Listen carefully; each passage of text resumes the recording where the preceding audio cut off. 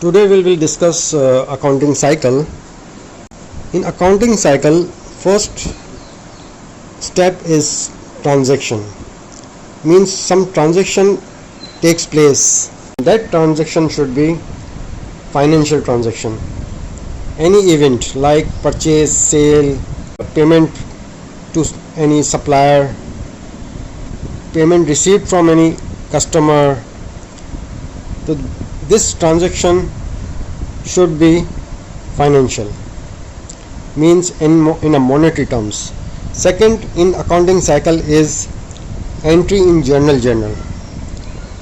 Once the transaction takes place, then it is recorded in journal. In journal you record transaction as debit and credit. One account should be debited and the other one should be credited. It is double entry system.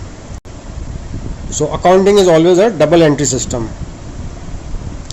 Then number 3 is posting in ledger.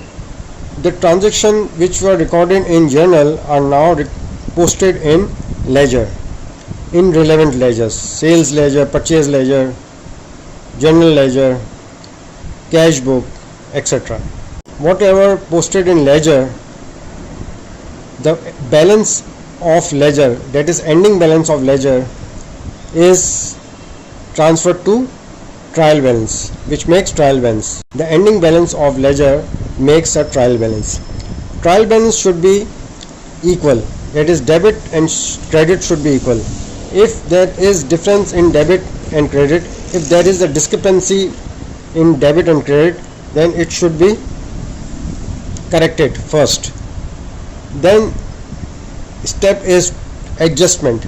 There are many adjustments at the year end, so the adjustment is very necessary at the end of the year. So after adjustment, adjusted trial balance is made.